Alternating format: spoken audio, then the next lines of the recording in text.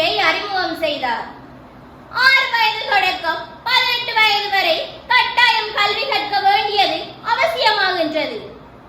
அது மட்டுமன்றி நடுவர்களே, எதிர்காலத்தில் சிறந்த அரசியல் தலைவர்களை உருவாக்குவதற்கு பாடசாலை தான் அடித்தளமிட்டு கொடுக்கின்றது.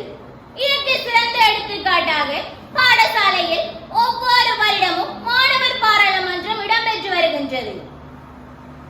ஒரு மாணவனுக்கு கல்வியை விட ஒழுக்கம் தானே முக்கியமானது. மாணவனுக்கு மட்டுமல்ல, அனைத்து சமூகத்திற்கும் எல்லாவற்றையும் விட ஒழுக்கம் தான் முக்கியமான ஒன்றாக காணப்படுகின்றது. இந்த ஒழுக்கத்தை பாடசாலையில் தான் கற்றுக் கொடுக்கப்படுகின்றது. ஒழுக்கம் இல்லாத கல்வி துடுப்பு இல்லாத படகு போன்றது. இதனை அடிப்படையாக கொண்டு எந்த தனியார் வகுப்பிலாவது ஒழுக்கம் கற்றுக் கொடுக்கப்படுகின்றதா? இல்லையே. அது மட்டுமன்றி ஏழை மாணவர்களுக்கு இந்த தனியார் வகுப்பு என்று சொல்லப்படுவது ஒரு ஆடம்பரமான பண்டமாகவே காணப்படுகின்றது. ஏனெனில் தனது அன்றாட செலவுகளை கூட பூர்த்தி செய்து கொள்ள முடியாத ஏழை மாணவர்கள் எவ்வாறு தனியார் வகுப்பிற்கு செல்ல முடியும்? அப்படி சென்றால் கூட அம்மாணவர்கள் மத்தியில் ஏற்றத்தாழ்வுகள் ஏற்படுகின்றது. ஆடம்பரமான மாணவர்கள் பெரிய பெரிய தோடுகள், நகை நட்டுகள், ஆடம்பரமான ஆடைகளை அணிந்து வருவார்கள். ஆனால் ஏழை மாணவர்களோ ஒரு சாதாரண நிலையில் தான் செல்வார்கள். ஐயோ, நம்ம இப்படி போறோமே, அவங்க அப்படி வருவாங்களே என்ற ஒரு எண்ணம் ஏற்படும். இவ்வாறான ஏற்றத்தாழ்வுகள் மாணவர்கள் மத்தியில ஏற்படக்கூடாது என்பதற்காகத்தான் பாடசாலை அமைக்கப்படுகின்றது. அனைத்து மாணவர்களும் இனம், மதம், மொழி வேறுபாடின்றி கல்வி கற்கும் ஒரு ஆலயமாக பாடசாலை தான் திகழ்கின்றது. மேலும் நடுவர்களே, உயர்தர மாணவர்களின் கல்வியை கருத்தில் கொண்டு அரசினால் அண்மை காலத்தில் கணினி வழங்கப்பட்டது. உதாரணமாக எமது மண்முனை மேற்கு வலயத்திற்குட்பட்ட நாவற்காடு நாமாய் வித்தியாலயத்தில் இச்சேவை வழங்கப்பட்டது. எந்த தனியார் வகுப்பிலாவது இந்த இலவச சேவைகள் வழங்கப்படுகின்றதா? அனைத்து சேவையையும் பணம் கொடுத்து பெற்றுக் கொள்ளக்கூடிய ஒரு நிலைதான் தனியார் வகுப்பில் காணப்படுகின்றது. அது மட்டுமன்றி இந்த தனியார் வகுப்பு என்று சொல்லப்படுவது களியாட்டம் நிறைந்த ஒரு நிகழ்வாகவே காணப்படுகின்றது. மாணவர்கள் ஏஎல் பரீட்சை எழுதும் மாணவர்களுக்கு பிரியாவிடை நிகழ்வினை செய்வதற்கு பாடகைக்கு ஒரு மண்டபம் எடுத்து அதில் செய்கின்றனர். அது ஒரு களியாட்டம் நிறைந்த நிகழ்வாகவே மாறுகின்றது. ஆனால் பாடசாலையோ அனைத்து மாணவர்களது நலனையும் கருத்தில் கொண்டு பாடசாலையில் மிக சிறப்பாக நடைபெற்று முடிகின்றது. அது மட்டுமன்றி நடுவர்களே, தனியார் துறையினருக்கு பிரதான நோக்கமே தங்களது கல்வி நிலையத்தை நோக்கி மாணவர்களை ஈர்ப்பதே. தன்னுடைய தனியார் கல்வியில் கல்வி பயிலும் மாணவன் ஏசித்தி பெற்றுவிட்டால் அந்த மாணவனது புகைப்படத்தையும் ஆசிரியரது புகைப்படத்தையும் இணையதளங்கள் மூலம் பகிரவிடுவதனால் மற்ற மாணவர்கள் அதனை பார்த்து, ஓ, அந்த மாணவன் ஏசித்தி அடைந்துள்ளான், இந்த கல்வி நிலையத்தை நோக்கி நாமும் சென்றால் சிறப்பாக ஏசித்தி பெறலாம் என்ற எண்ணம் மாணவர்களுக்கு எழுகின்றது. ஆனால் அந்த தனியார் கல்வியில் கற்பிக்கும் ஆசிரியர்களுக்கு மாணவர்களது கல்வியில் எந்த ஒரு அக்கறையுமே இல்லை. அவர்களது கல்வி நிலையத்தை நோக்கி ஈர்ப்பதே பிரதான நோக்கமாக காணப்படுகின்றது. எனவே நடுவர்களே, மாணவர்களது கல்வி வளர்ச்சியில் அதிகம் பங்களிப்பு செய்வது பாடசாலை என்பதை நான் ஆணித்தளமாக அடித்து கூறி எனது வாதத்தை நிறைவு செய்கின்றேன். நன்றி. யாதும் ஊராகி செழித்த மொழி, நன்றும் தீதும் விளக்கிய மொழி, வந்தாரை எல்லாம் வாழ வைத்த மொழி, அகத்தியன் தொட்டிலிட்டு தொல்காப்பியன் தாளாட்டி, கம்பன் சீராட்டி, மூவேந்தர் பாராட்டி, இன்றும் கன்னி தமிழாய் செந்தமிழாய் வாழ்ந்து வரும் எம் அன்னை தமிழை வணங்கி இங்கு கூடியிருக்கும் நடுவர் அவர்களுக்கும் என் சக பாடிகளுக்கும் எதிர்த்தரப்பு வாதினர் அவர்களுக்கும் எனது முதற்கண் வணக்கங்களை தெரிவித்துக் கொள்வதோடு, எனக்கு வழங்கப்பட்ட தலைப்பானது மாணவர்களின் கல்வி வளர்ச்சிக்கு அதிகம் பங்களிப்பு செய்வது தனியார் வகுப்புகள் தான். ஆம், தனியார் வகுப்புகள் தான். மாணவர்கள் நன்றாக படிக்கவும் தேர்வுகளில் சிறப்பாக எழுதவும் அதிகமாக முன்னேற்றம் காண அதற்கு முக்கியமான காரணமாக யாதெனில் விளங்குவது தனியாக சென்று படிக்கின்ற பிரத்யோக வகுப்பு தான். அதாவது வித்தியாசமான கற்றல், சிறந்த கவனம், ரிவிஷன் பிராக்டிஸ் எல்லாம் பிரத்யோக வகுப்பினால் தான் 100% காணப்படுகிறது. தனியார் வகுப்புக்கு செல்வதனால் ஏழை மாணவர்கள் பணக்கார மாணவர்கள் வருகிறார்கள் என்று கூறுகிறார்கள். படிக்க செல்கிறோமா? அங்கே நகை நட்டை பார்க்க செல்கிறோமா? படிக்கத்தான் செல்கிறோம். இனம் மொழி வேற. இனம் மொழி பார்த்தா ஒரு மனிதனுக்கு கல்வி என்பது வருகிறது? ஒரு போதும் இல்லை. போனோம் படித்தோம் என்று மட்டும்தான் நம்மளது சிந்தனை இருக்க வேண்டும். களியாட்டம் என்று கூறினார். பிரியாவிடை தனியார் வகுப்பில் மாத்திரமா பிரியாவிடை செய்கிறார்கள்? இல்லை, பாடசாலையிலும் பிரியாவிடை செய்கிறார்கள். பாடசாலையில் எல்லா மாணவர்களுக்கும் இலவசமாக பிரியாவிடை செல்கிறார்கள்? இல்லை, ஒருபோதும் எல்லா மாணவர்களிடம் 3000 4000 என்று தான் அப்பா செய்கிறார்கள். ஏதோ பிரத்யேக வகுப்பில் மட்டும்தான் ஏதோ பணம் வாங்குவது போல கதைத்துக் கொண்டிருக்கிறார்கள் எதிர்த்தரப்புவாதினர்கள்.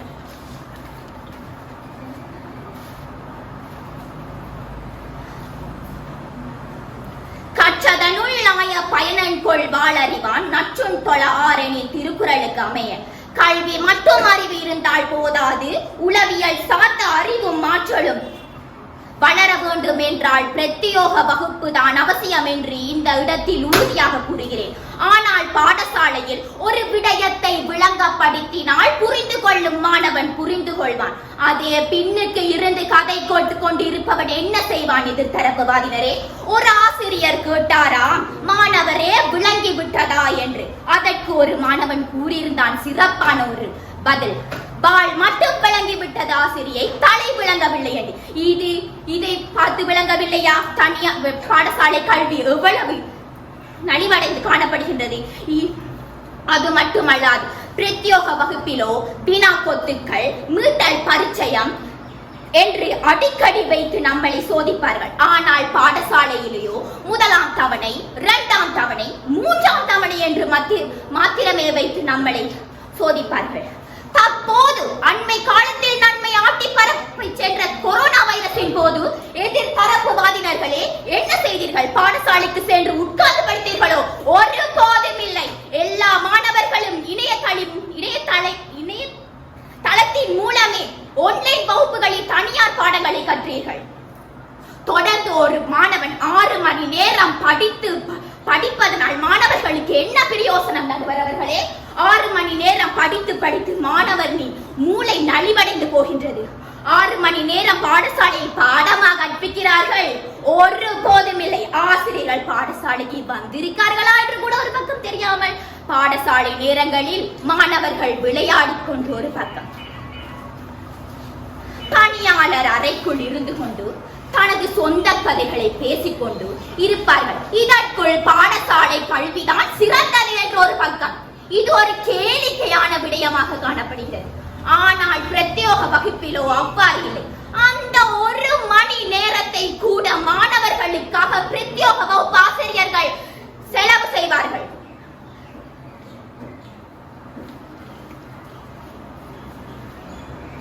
பாரதியார் கூறியிருக்கிறார், ஓடி விளையாடு பாப்பா, நீ ஓய்ந்திருக்கலாகாது பாப்பா என்று. ஆனால் பாடசாலை கல்வியிலோ 6 மணித்தியாலம் பயில வேண்டும். கணிதத்திற்கும் விஞ்ஞானத்திற்கும் வித்தியாசம் தெரியாமலேயே ஒன்னும் புரியல, சொல்ல தெரியல என்று நிலைமைக்கு ஆகிவிடுவார். இதுக்குள்ள எங்க ஐயா ஓடி விளையாடு பாப்பா, ஓய்ந்திருக்கலாகாது பாப்பா? நமது உளவியல் ஆய்வாளர்கள் கூறியுள்ளார்கள், பாடசாலை கல்வியிலே 100% தேர்ச்சிக்கு அதிக மதிப்பெண் எடுப்பதற்கு பிரத்யோக வகுப்பு தான் முக்கியம் என்று அறுதியும் இறுதியுமாக கூறுகிறேன். பிரத்யோக வகுப்பினால் மாத்திரம்தான் ஒரு மாணவன் உயர்வடைகின்றான். இத்துடன் எனது விவாதத்தை முடித்துக் கொள்கிறேன். நன்றி. முக்கணிகளிலே முதன்மையானது மா, ஆங்கில மாதத்திலே சிறந்தது மே, தமிழ் மாதங்களிலே விசேடமானது தை ஆகிய 3 எழுத்தையும் சேர்த்து மாமேதையாக அமர்ந்திருக்கும் நடுவருக்கு என் முதற்கண் வணக்கத்தை தெரிவித்துக் கொள்கின்றேன். மற்றும் இச்சபையில் கூடியிருக்கும் சபையோருக்கும் நான் சிறந்தாழ்த்தி வணங்குகின்றேன். என் பாத தரப்பினர் விட்டு சென்றதை நான் தொட்டு செல்லவே வந்துள்ளேன். அந்த வகையில் மாணவர்களின் கல்வியை மேம்படுத்தும் நோக்கில் பாடசாலைகள் அமைக்கப்பட்டுள்ளன. அந்த வகையில் ஏழை மாணவர்களும் கற்று எதிர்காலத்தில் நட்பிரஜை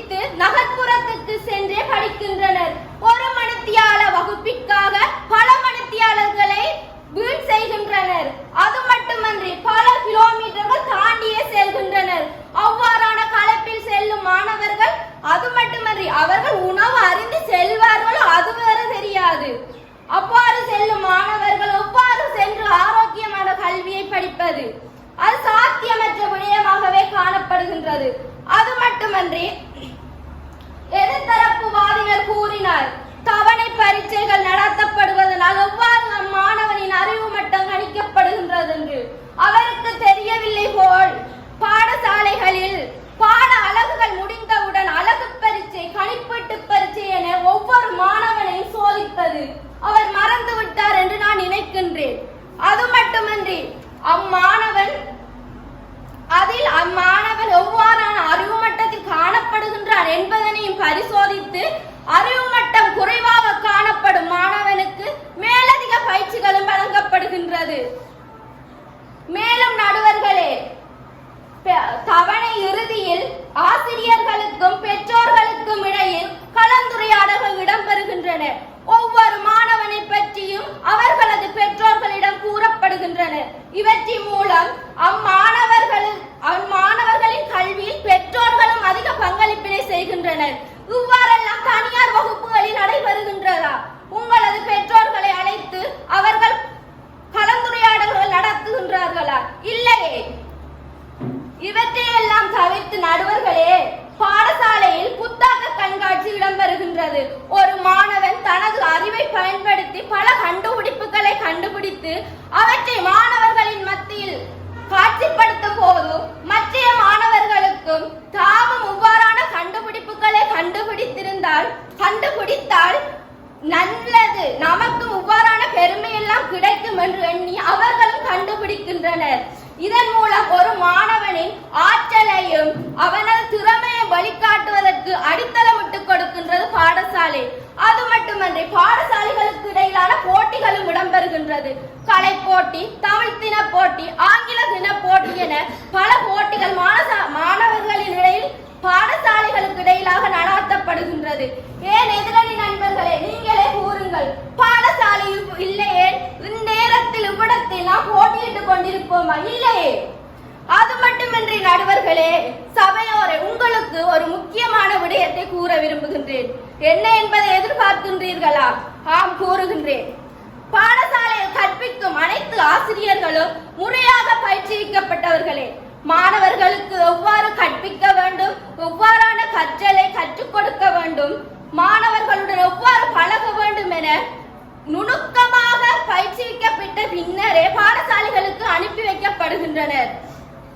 இவர்கள் கல்வியல் கல்லூரிகளிலும் கல்வி நிறுவனத்திலும் பயிற்சிக்கப்பட்ட பின்னரே பாடசாலைகளுக்கு அனுப்பி வைக்கப்படுகின்றனர். ஆனால் நீங்களே கூறுங்கள் நடுவர்களே, தனியார் வகுப்புகளில் அவ்வாறு ஏதும் இடம்பெறுகின்றதா? தற்போது உயர்தர முடித்துக் கொண்டு தனது பொருளாதாரத்தை ஈட்டுவதற்காக இருக்கின்ற மாணவர்கள் மேலதிக பயிற்சிகளை வழங்குகின்றனர். இதன் மூலம் அவர்களிடம் கற்க போகும் மாணவர்கள் அனைவரும் முறையான கற்றலை பெறுவதில்லை. எனவே பாடசாலைதான் மாணவர்களின் கல்வியில் அதிக பங்களிப்பினை செய்கின்றது என கூறிக்கொண்டு என் வாதத்தை நிறைவு செய்கின்றேன். தமிழுக்கு வணக்கங்கள் கூறி நடுவர் அவர்களுக்கும் என் சகபாடிகளுக்கும் எதிர்த்தரப்பு வாதினர்களுக்கும் முதற்கண் வணக்கத்தை தெரிவித்துக் கொண்டு எனக்கு வழங்கப்பட்ட தலைப்பானது மாணவர்களின் கல்வி வளர்ச்சிக்கு அதிகம் பங்களிப்பு செய்வது தனியார் வகுப்புகள் தான். ஆம், தனியார் வகுப்புகள் தான். இதில் யார் யார் தனியார் வகுப்புகளுக்கு செல்லாமல் பாடசாலை நம்பி மட்டும் படிக்கிறீர்கள் கூறுவீர்களா நண்பர்களே? உங்களது பிள்ளைகளை ஸ்கூலுக்கு போ, பாடசாலைக்கு போ, எழும்பு, குழி என்றதை விட மகன் கிளாஸுக்கு போறியான்னு சொல்ற யாரா இருக்கு? மகன் கிளாஸுக்கு போறியா, அம்மா இந்தவர் உடனே எடுத்தீங்க, பைக் எடுத்து கொண்டு வர்றீங்க. பாடசாலைக்கு போட்ட எவ்வளவு கஷ்டப்படுத்துறீங்க. எதிர்த்தரப்பு வாதினர் கூறியிருந்தார்,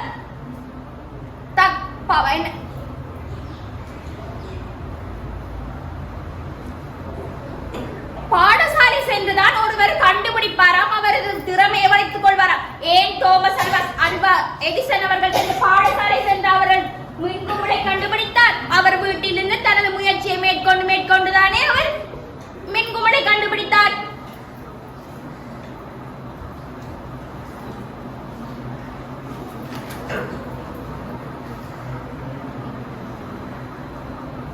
ஏன் பாடசாலையில் மட்டும் மாணவர்கள் மனக்குறைபாடு, உங்களுக்கு மன கஷ்டம் ஏற்படுவது இல்லையா? ஏன் பாடசாலையில முக்கியமா எதிர்பார்க்க இடைவெளி நேரம். அவன் என்ன சாப்பாடு? நூடுல்ஸ். அவன் என்ன சாப்பாடு? இட்லி. அவன் என்ன சாப்பாடு? தோசை. அப்ப நான் என்ன சாப்பாடு? வகுப்பிடவே இல்லை. ஏன் அவனுக்கு மன குறைபாடு ஏற்படுவதில்லையா? அதிலேயும் ஏற்படுகிறதானே நடுவர் அவர்களே. பாடசாலை விடுமுறை தற்போதுதான் வருஷம் என்றாலே 10 நாள் லீவு. பாடசாலையில யாரும் இப்ப கூப்பிட்டு படிப்பிச்சவங்களா? பிள்ளைகளே, உனக்கு நான் பாடம் சொல்லித்தரேன். நமக்கு ஸ்கூல் இல்ல, உடனே 10 நாள் லீவு. 10 நாளும் என்ன வருஷம் ஒரு நாள் லீவு பிரத்யேக வகுப்புல. மத்த நாளெல்லாம் கிளாஸ். காலையில 7 மணிக்கு போனா வீட்டை வரதுக்குள்ள 2 மணிக்கு. பாடசாலை எங்க வா புள்ள போனா 1:30 விட்டா அங்க என்ன அங்க 1 மணித்தியாலம் பண்ணாலும் 1 மணி நேரம் படிப்பு. பாடசாலையில என்ன நேரம் படிப்பா அரட்டை அடிச்சு போகுது. என்ன பப்பா மேத்ஸ் பாட கணித படிச்சல் வர இன்றைக்கு என்னத்தை கொட்ட போறாவோ தெரியா? விஞ்ஞான படம் அப்ப என்னத்தை கிரி விளங்கப்படுது. இதயம் வரும், கண் வரும், என்னத்தை விளங்கப்படுத்த போறா தெரியா? இதனே ஒரு வகுப்புல என்ன ஒரு வித்தியாசமா ஒரு மாணவன் எடுத்து படிப்பிப்பாரு. உண்ட முட்டை கண் எடுத்து நான் விளங்கப்படுத்துறேன்டா, ஒரு சிரிப்பு வருமா இல்லையா? கூறுங்க நடுவர் அவர்களே. இப்படி ஒரு ஜோக், அதாவது ஒரு அரட்டை அடிக்காமலும் பாடங்களை விளங்கப்படுத்தியும் அந்த நாட்களை மாணவர்களுக்கு விளங்கக்கூடிய வகுப்பாக எடுக்கப்படுறாரு. பாடசாலையில் விளங்கு இல்லாட்டி இப்போ மாணவர்கள் என்ன செய்றாங்க? பிரத்யேக வகுப்புல கதைச்சிட்டு இருந்தா புள்ள உனக்கு இந்த கேள்விக்கு தெரியுமா? கதைச்சு கிடக்கவனோட எளிமை சொல்ல ஒரு மனக்குறைவானவத்தை ஏற்படுத்தி. ஏன் நம்ம கதைச்சு திரிக்க முன்னுக்கு இருக்கார்கள் படிக்காங்க, நம்ம கதைச்சு திரிக்க நமக்கு விளக்குது இல்ல. அடுத்தது என்ன செய்வோம்? நீ கதைக்காதடி, நான் அடுத்தது சொல்லணும், நீ பேசாம உனக்கு விளங்காட்டி நான் சொல்லித்தரேன். பாடசாலை என்ன நடக்குது? நீ கதைச்சா நான் பார் புதுசா படமானா படட்டி இன்றைக்கு நாங்க டீச்சர் புள்ள என்ன படிக்கான்னு கேட்டா இல்ல டீச்சர் உங்களோட பாடம் தான் படிக்க. இது எல்லாம் பாடசாலையில் ஏற்படுற விடயம்.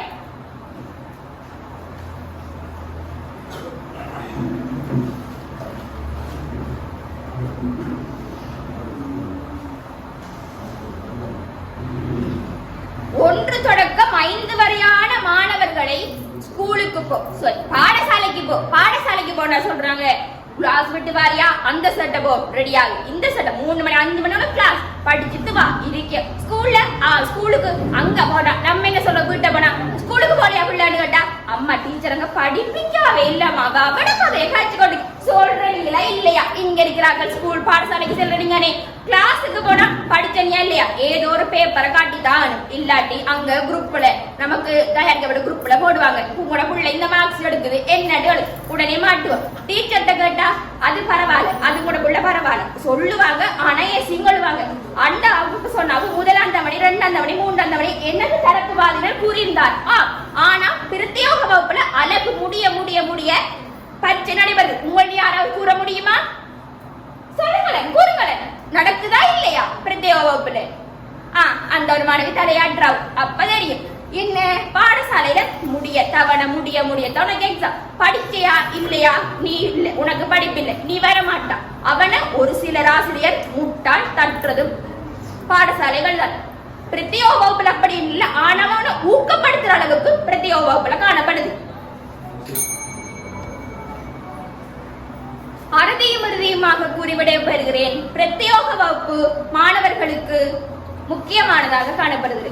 யார் யார் வாய் கேட்பினும் அப்பொருள் மெய்ப்பொருள் காண்பதறிவு என்னும் வள்ளுவனின் வாக்கிற்கிணங்க உண்மை பொருளில் இருந்து நடுநிலை தீர்ப்பு வழங்க வந்திருக்கும் நடுவர் அவர்களே, எதிரணி நண்பர்களே மற்றும் என் தரப்பு அணியினரே, அவையோரே, உங்கள் அனைவரையும் சிறந்தாழ்ந்து வணங்கி இந்நேரத்தில் என் தலைப்பில் இறங்கி பேசப் போகிறேன்.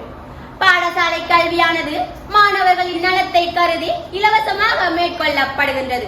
ஆனால் தனியார் வகுப்புகளோ லாப நோக்கத்தை மையமாக கொண்டு மேற்கொள்ளப்படுகின்றது.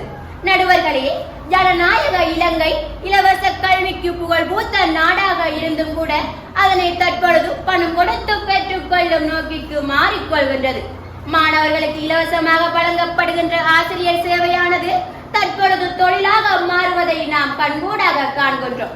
எதிரணி நண்பர் கூறியிருந்தால் பாடசாலையில் 6 மணி நேரம் கற்பிக்கின்றார்களாம். ஆனால் அதுல மாணவர்களுக்கு கற்பிக்கின்ற பாடங்கள் விளங்குதில்லையாம், அவர்கள் விளையாடி கொண்டிருக்கின்றார்கள்.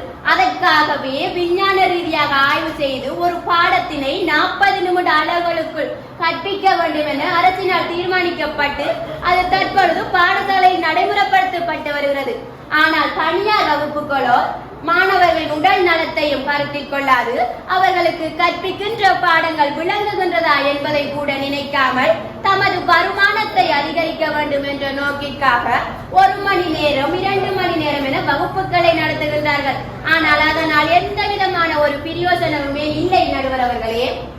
மேலும் எதிரணி நண்பர் கூறியிருந்தார், ஒரு மாணவன் பாடசாலைக்கு செல்வதை விரும்புவதை விடுத்து தாய் வந்து கிளாஸுக்கு போறியா மகனே வா என்று கூப்பிட்டால் ஓமண்டு செல்லுதாமண்டு அந்த மாணவன் ஏன் அவ்வாறு செல்கின்றான்? பாடசாலையில் ஒரு நிலையான கட்டமைப்பு காணப்படுகின்றது. அதுவே ஏனெனில் பாடசாலையில் அதிபர், பிரதி அதிபர், பகுதி தலைவர்கள், ஆசிரியர்கள், மாணவ தலைவர்கள், வகுப்பு தலைவர்கள், மாணவர்கள் என்ற ஒரு நிர்வாக கட்டமைப்பு கீழ மாணவர்கள் கண்டிப்பாக பாதுகாப்பாக காணப்படுகின்றார்கள். எதிரணி நண்பர்களே, எந்த தனியார் வகுப்பிலாவது இவ்வாறான நிர்வாக கட்டமைப்பு காணப்படுகின்றதா? அவ்வாறு காணப்படுவதில்லை. அதனாலே மாணவர்கள் தனியார் வகுப்புகளுக்கு சென்றால் நம்முடைய இஷ்டப்படி சந்தோஷமாக இருக்கலாமே, நம்மளை கேள்வி கேட்கறதுக்கு யாருமே இல்லை என்ற ஒரு தைரியத்திலே தனது தாய் வந்து கிளாஸுக்கு போறியான்னு கேட்டோடனே சந்தோஷத்தோட போகின்றார். அங்கு சென்றதும் எதிரணி நண்பர் கூறியிருந்தார், பாடசாலையில் மாணவர்களுக்கு ஆசிரியர் கற்றுக்கொண்டிருக்கின்ற போது அவன் கதைத்துக் கொண்டிருந்தார், கேட்க மாட்டாங்க, ஒரு அதிலும் பேச மாட்டாங்க. ஆனா அவ்வாறு இல்லை. ஒரு பாடசாலையில வந்து ஒரு குறித்தது 40-50 மாணவர்களே காணப்படுவார்கள். அந்த மாணவர்களுக்கிடையில் கற்பிக்கின்ற ஆசிரியர் ஒரு மாணவன் தொங்கலில் இருந்து கதைத்துக் கொண்டிருந்தா கூட நீ ஏன் கதைக்கிறாய், நான் இங்கு படிப்பிக்கின்றேன், உனக்கு விளங்குதா என்று தான் கேட்பார். ஆனால் தனியார் வகுப்புகளிலே 100-200 மாணவர்கள் வருவதனால் ஒரு ஆசிரியருமே அவர்களை கவனிக்க மாட்டார்கள். இறுதி பாங்கில் இருக்கின்ற மாணவர்கள் செல்போனை நோண்டிக்கொண்டு நான் இந்த ஸ்டேட்டஸ் போடுறேன், நீ அந்த ஸ்டேட்டஸ் போடுறேன், நான் பார்த்தேன் அதுன்னு சொல்லிதான் கதைச்சு கொண்டு இருப்பாங்க. ஆனா அதனை கற்பிக்கின்ற ஆசிரியர்களை கவனிக்க மாட்டார்கள் நடுவர் அவர்களே. மேலும் நடுவர்களே, சில அர்ப்பணிப்பு மிக்க ஆசிரியர்கள் பாடசாலை நேரம் தவிர்த்தும் ஏனைய மாலை நேரங்களில் தமது மாணவர்களின் அடைவு மட்டத்தை அதிகரிக்க வேண்டும் என்ற நோக்கில் மேலதிக வகுப்புகளை நடத்துகின்றார்கள். உதாரணமாக மண்முனை மேற்கு வலயத்திற்குட்பட்ட சில பாடசாலைகளை குறிப்பிடலாம். அதிலும் குறிப்பாக மற்றமைய பாவகட்சனை விநாயகர் வித்தியாலயத்தை எடுத்துக்கொண்டோம் என்றால் அது வளர்ச்சியடைந்து வருகின்ற பாடசாலை வரிசையில் அதுவும் ஒன்றாக காணப்படுகின்றது. அங்கு கற்பிக்கின்ற ஆசிரியர்களே தமது மாணவர்களின் அடைவு மட்டத்தை அதிகரிக்க வேண்டும் என்ற நோக்கில் மாணவர்களுக்காக இலவசமாக மேலதிக வகுப்புகளை நடத்துகின்றார்கள். இவ்வாறு இருக்கையில் தனியார் வகுப்புகள் தேவையில்லை நடுவர்களே. மேலும் பாடசாலையில் பல இலவசமான சேவைகள் வழங்கப்படுகின்றது. இலவச பாடநூல், இலவச பாதணி, இலவச சீருடை என வழங்கப்படுகின்றது. ஆனால் எதிரணி நண்பரே, உங்களது தனியார் வகுப்புகள் இவ்வாறான இலவச சேவைகள் எதுவும் வழங்கப்படுகின்றதா? ஒரு டியூட் அடிச்சு கொண்டு கொடுத்தாலே 20 ரூபா 50 ரூபா தாண்டு கேட்கிற ஆசிரியர் மத்தியில் இலவச சேவை செய்ய போகின்றார்கள். இறுதியாக நான் ஒரு விடயத்தை கூறுகின்றேன். எதிரணி நண்பரே, கல்வி என்று சொல்லப்படுவது வெறுமனே பாட புத்தகத்தில் உள்ள விடயத்தை மாத்திரம் கற்பதில்லை. அதனோடு சேர்த்து நமது வாழ்க்கைக்கு தேவையான கருத்துக்கள், சமூக நியதிகள், நன்னடத்தைகள், பழக்க வழக்கங்களின் அனைத்தையும் கற்றுக் கொடுப்பது. அந்த வகையிலே பாடசாலையில் சமய கலாச்சார காரணிகள் மாணவர்கள் மத்தியில் வளர்த்தெடுக்க செல்லப்படுகிறது. உதாரணமாக பாடசாலையில் பள்ளிக்கிழமையில் ஆலயங்களுக்கு அழைத்துச் செல்லுதல், நவராத்திரி விழா செய்தல், இதன் மூலம் மாணவர்கள் மத்தியில் சமய கலாச்சார பண்புகள் வளர்த்தெடுக்கப்படுகிறது. இதனோடு சேர்த்தே மாணவர்களுக்கு ஒற்றுமை, புரிந்துணர்வு, தலைமைத்துவ பண்பு, ஆளுமை என்பதை விருத்தி செய்வதற்காக பாடசாலையில் பல விடயங்கள் நடத்தப்படுகிறது. ஆகவே நடுவர்களே, பாடசாலையானது வெறுமனே பாடப்புத்தகத்தில் உள்ள விடயத்தை மற்றும் கற்றுக் கொடுக்காது. மாணவர்கள் சமூகத்தில் ஒரு நட்பிரதியாக திகழ்வதற்கான அனைத்து விடயங்களையும் கற்றுக் கொடுக்கின்ற ஒரு இடமாக பாடசாலை காணப்படுகின்றது என கூறிக்கொண்டும் இந்த வாதத்தின் நிறையாக மாணவர்களின் கல்வியில் அதிக பங்களிப்பு செய்வது பாடசாலை கல்வி என்பதை நான் ஆணித்தரமாக கூறிய எனது வாதத்தை நன்றி நண்பர்களே. செம்மொழியில் இது மொழி சிறியாத ஒரு தொன்மொழி, முன் தோன்றிய நன்மொழி கிடையாத ஒரு தன்மொழி என என் தமிழை வாழ்த்தி சபையோரையும் வாழ்த்தி வணங்கி தொடங்குகிறேன் என் உரையை.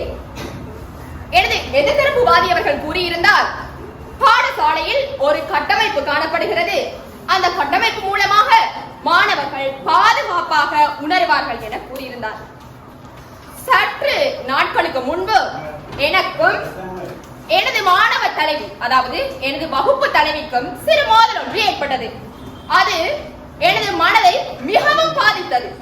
ஆகவே நான் பிரத்யேக வகுப்புக்கு சென்றால் அங்கு எனது மனதை பாதிப்பதற்கு மாணவ ஆகவே பிரத்யோக வகுப்பு தான் எதையும் விட மேன்மையானது என கூறுகிறேன். அத்தோடு நான் செல்லும் ஒரு பிரத்யேக வகுப்பில் கண்ணங்கூடாவிலிருந்து ஒரு மாணவி சைக்கிள் மிதித்து பிரத்யேக வகுப்பிற்கு வந்தார். நான் வினவினேன் அவரிடத்தில், அவ்வளவு தூரம் இருந்து சைக்கிள் மிதித்து நீ எதற்காக இந்த பிரத்யேக வகுப்பிற்கு வருகிறாய்? எனது பாடசாலையில் இவ்வாறு இந்த பிரத்யேக வகுப்பில் பயிற்றுவிக்கும் இந்த ஆசிரியர் போல் பயிற்றுவிக்கும் ஆசிரியர்கள் எனது ஊரிலும் இல்லை, பாடசாலையிலும் இல்லை என கூறினார். இதிலிருந்து உங்களுக்கே விளங்கும் பாடசாலை கல்வியா சிறந்தது, பிரத்யேக வகுப்பா சிறந்தது என்று. மேலும் எனது பாடசாலையில் வரலாற்றுக்கு ஆசிரியரே இல்லை. 4 கதிரைகளை அடுக்கிக் கொண்டு வரலாற்று மாணவர்கள், வரலாறு பாடம் எடுக்கும் மாணவர்கள் வரலாறு பாட நேரத்தில் 4 கதிரைகளை அடுக்கி வைத்துக் கொண்டு நித்திரை செய்வதை எனது 2 கண்ணால் பார்த்திருக்கிறேன். அவர் 3 மணித்தியாலம், அப்படித்தான் நினைக்கிறேன், 3 மணித்தியாலம் பிரயாணம் செய்து பஸ்ஸினூடாக களுவாஞ்சிக்குடி 1.5 மணித்தியாலம் பிரயாணம் செய்து களுவாஞ்சிக்குடிக்கு சென்று வரலாறு பாடம் கற்பித்து வருகிறார். ஆகவே மேலும் எதிர்த்தரப்பு வாதி அவர்கள் கூறியிருந்தால், பாடசாலையில் இந்த பிரத்யேக வகுப்பில் மாணவர்களை ஈர்ப்பதற்காக பேனர் போன்றவை மூலம் ரிசல்ட் சித்திகள் அடித்து தொங்கவிடப்படுகிறது. அதன் மூலமாக அடுத்த பேட்ச் மாணவர்களுக்கு தாங்களும் இந்த பேனரில் இடம்பெற வேண்டும், தங்களது புகைப்படம் இந்த பேனரில் வர வேண்டும் என்ற அந்த மோட்டிவேஷன் அது அவங்களுக்கு இந்த பேனர் மூலமாகத்தான் கிடைக்குது. அது உங்களுக்கே தெரியும். இது நிறைய பேருக்கு குழந்தைகள் இருக்கு. குழந்தைகள் பிரத்யேக வகுப்பிற்கு அம்மா எனக்கு இந்த கேளாடா வெளிக்கிட்டு கிளாஸுக்கு நட என்று எத்தனை பேர் சொல்லியிருப்பீங்க? ஏனென்றா உங்களுக்கே தெரியும், பாடசாலையில கற்பிக்காதது பிரத்யேக வகுப்பில அவ்வளவு கற்பிக்கிறாங்க, அதுல அவ்வளவு மாணவர்கள் பெற்றுக்கொள்றாங்கன்னு உங்களுக்கே தெரியும். மேலும் 50-60 மாணவர்கள் கூட 50-60 மாணவர்கள் பாடசாலையில் இருப்பார்கள், 150க்கு மேல் பிரத்யேக வகுப்பில் இருப்பார்கள். ஆகவே கடைசி பெஞ்சில் இருந்து கலைத்துக் கொண்டிருப்பார்கள் என்று கூறியிருந்தார்கள். 50-60 மாணவர்களை கூட அடக்க தெரியாத இந்த ஆசிரியர்கள் இந்த நிலைமை பாடசாலையில் காணப்படுகிறது. ஆனால் பிரத்யேக வகுப்பில், நான் செல்லும் வகுப்பில் 150 மாணவர்கள் வாயை மூடிக்கொண்டு அமைதியாக இருப்பார்கள், ஒரு வார்த்தை கலக்க மாட்டார்கள். இதிலிருந்தே உங்களுக்கு விளங்குகிறது பிரத்யேக வகுப்பின் மேன்மை.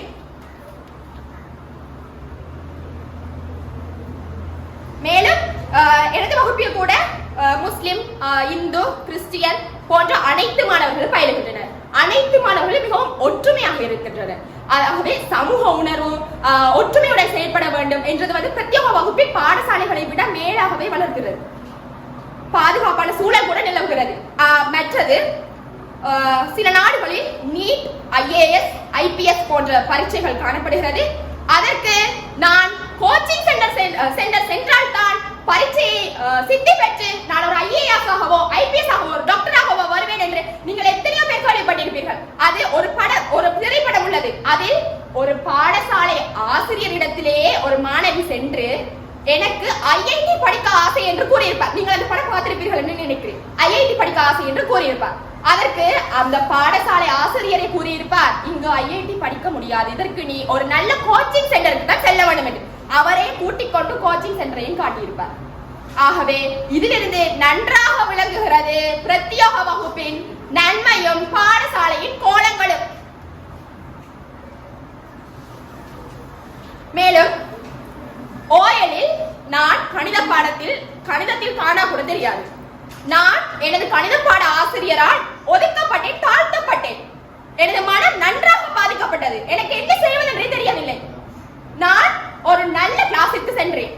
நான் அங்கு படித்தேன். அது வரைக்கும் எனது பாடசாலையில் என்னை ஒரு தாழ்ந்த மாணவியாகவே பார்த்துக் கொண்டிருந்தார்கள். நான் அந்த பிரத்யேக வகுப்புக்கு சென்றதால் மாத்திரமே B பெற்றேன். அதை நான் பெருமையாக சொல்லிக் கொள்வேன். அது எனக்கு தெரியும், என்னோடு படித்த மாணவர்கள் சிலருக்கும் தெரியும். ஆகவே இந்த பாடசாலையில் கல்வி